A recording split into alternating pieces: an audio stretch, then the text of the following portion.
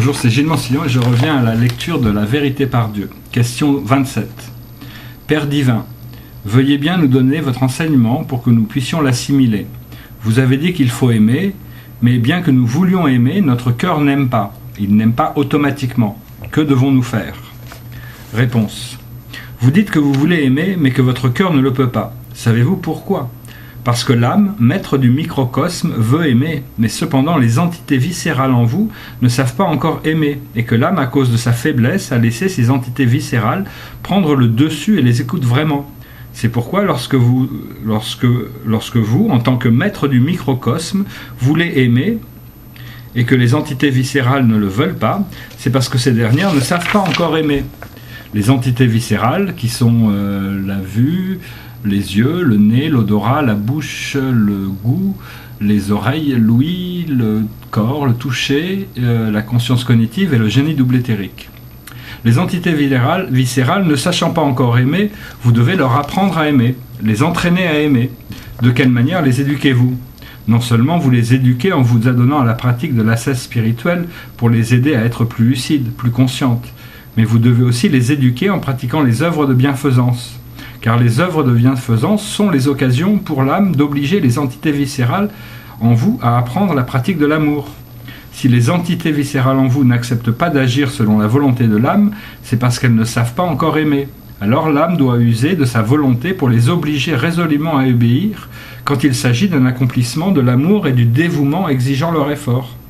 Grâce à ces leçons pratiques, graduellement, les entités viscérales en vous s'imprégneront de bonnes habitudes, et puis automatiquement sauront aimer davantage. C'est en sachant aimer davantage que les entités viscérales en vous seront ainsi davantage lucides, mes enfants. N'est-ce pas que ceci est aussi une manière de sauver les entités viscérales dans le corps, de les aider à être plus lucides en pratiquant les œuvres de bienfaisance? Et n'est-ce pas que ce sont les œuvres de bienfaisance qui sont aussi l'occasion pour vous d'aimer les êtres dans votre corps?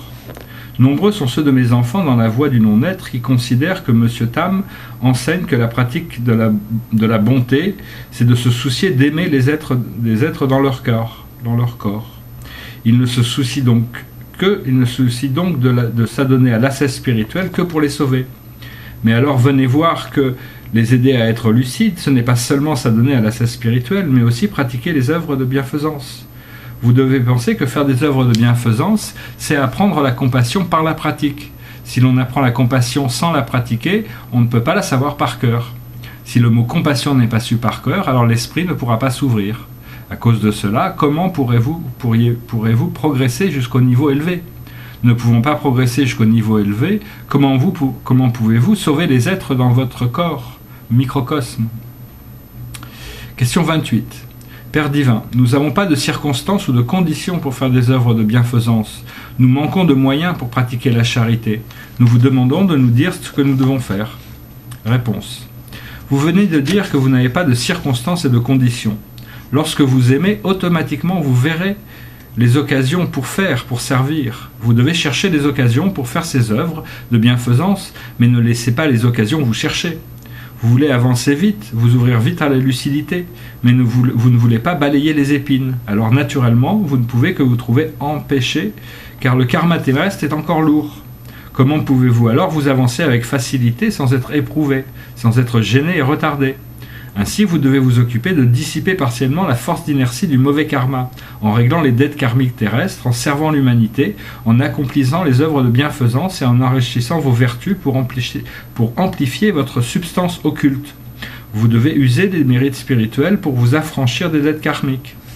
C'est en agissant ainsi, les dettes karmiques terrestres s'allégeront, que les forces du mauvais karma seront réduites et vous vous avancerez avec plus de facilité.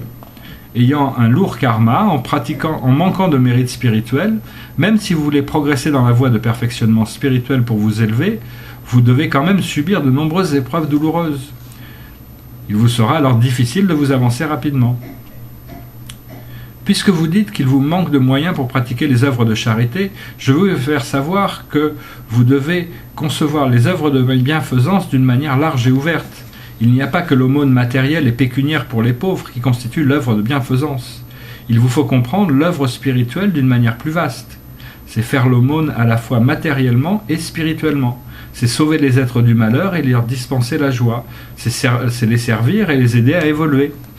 Si vous comprenez plus, vous verrez que la meilleure façon est de faire l'aumône de l'énergie spirituelle, car l'énergie spirituelle aide les êtres à être moins alourdis, moins ignorants, moins malheureux.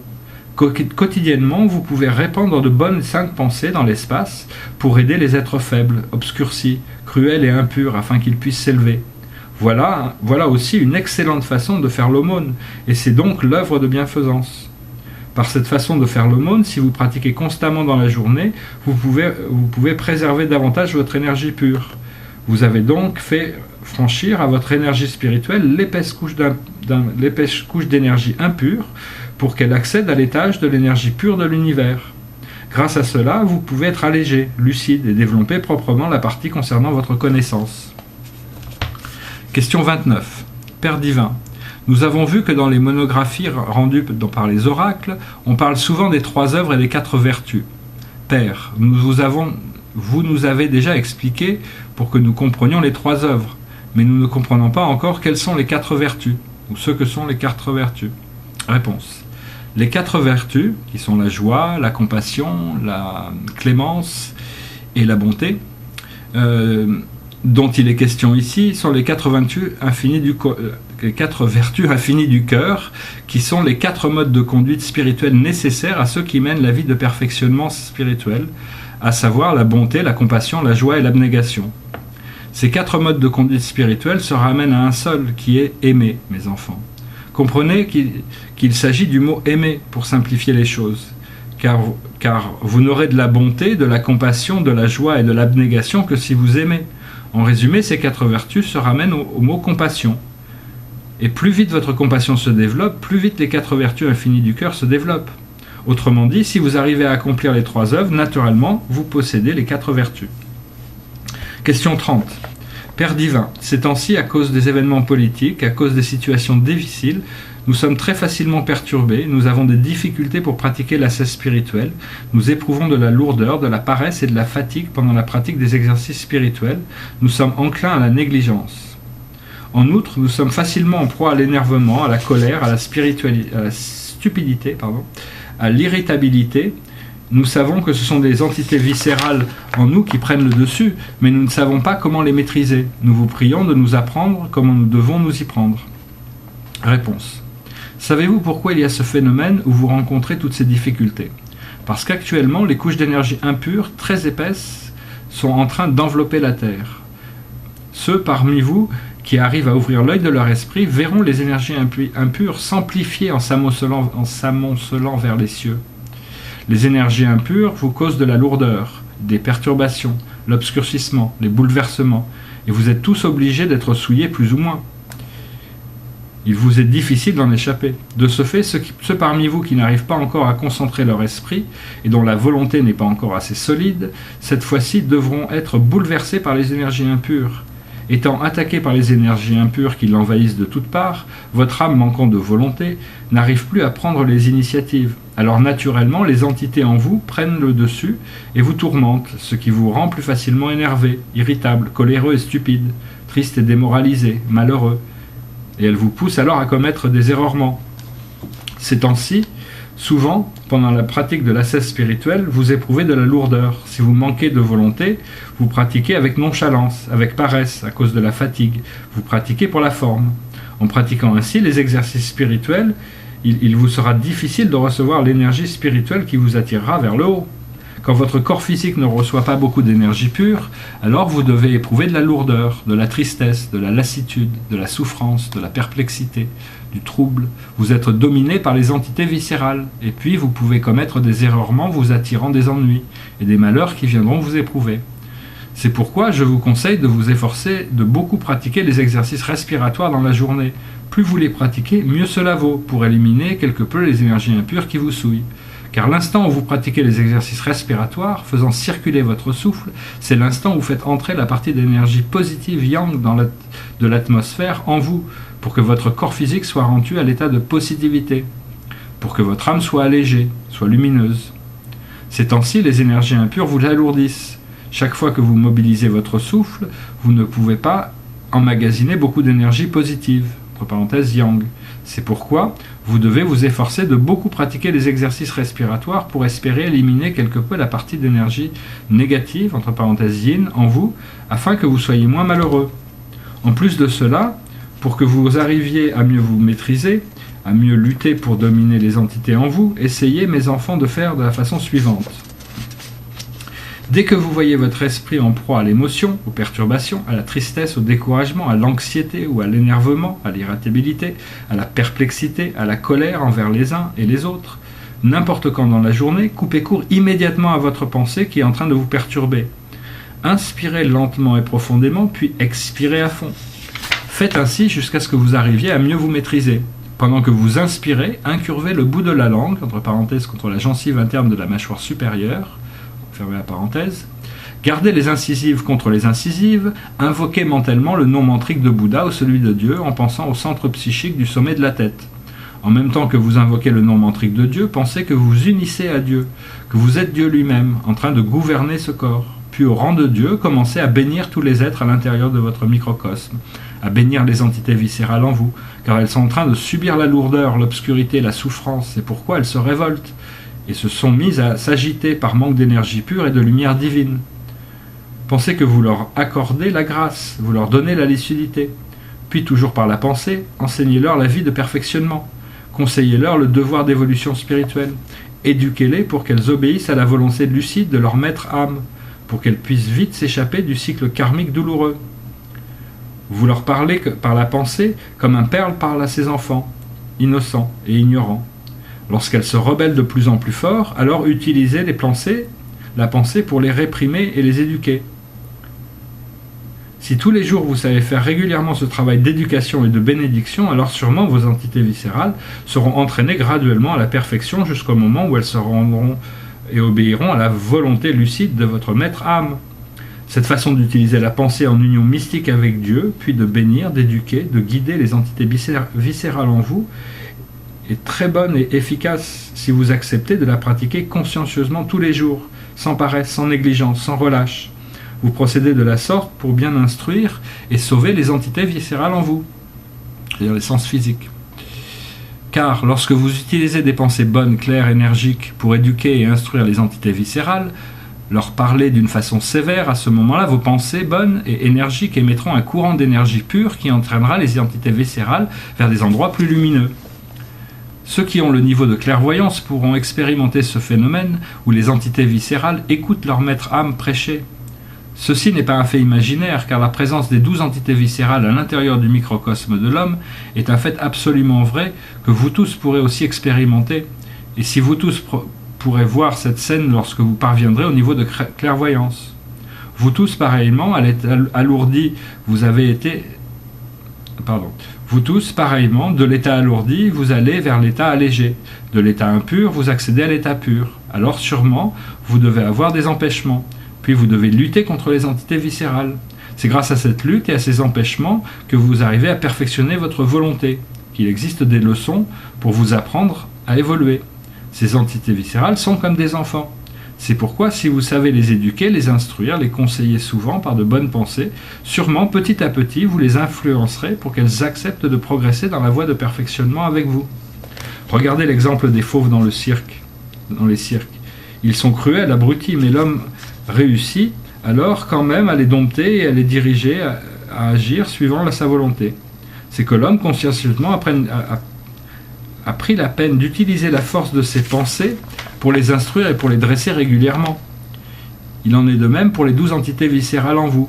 Si vous ne les surveillez pas, vous ne vous occupez pas d'elles, vous ne les instruisez pas, n'utilisez pas la force de vos pensées pour les dresser régulièrement, si vous les laissez vous opprimer, si vous les écoutez tout le temps, sans leur donner de conseils, sans les éduquer, sans les réprimander, eh bien, si vous ne les éduquez pas pendant le jour, puis vous les éduquez durant un jour, et puis vous les délaissez durant 10 jours, alors naturellement, elles ne se rappelleront plus des enseignements que vous leur avez donnés. Et puis de nouveau, elles se comporteront très mal, usurpant vos droits et vous persécutant alors de nouveau.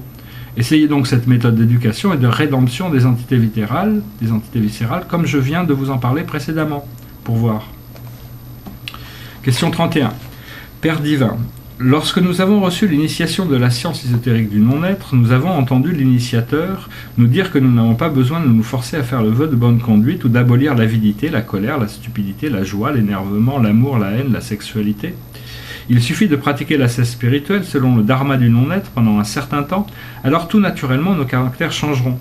Mais jusqu'à maintenant, après un certain temps de pratique de cette discipline spirituelle, nous ne voyons pas encore d'amélioration. Nous sommes encore en proie à l'énervement rageur, à la colère stupide et d'autres défauts. Or, nous voyons que d'autres amis spirituels, en pratiquant cette discipline, arrivent à témoigner de beaucoup de progrès dans l'amélioration de leur caractère. Nous vous prions de nous faire savoir, dans ce cas, nous voulons savoir pourquoi, dans ce cas, il n'y a pas de résultat probant. Réponse. Je vois que la plupart des adeptes de la discipline spirituelle du non-être raisonnent souvent ainsi. Il n'est pas nécessaire de se corriger, laissons les exercices spirituels nous corriger. Voici, je vais analyser pour que vous compreniez.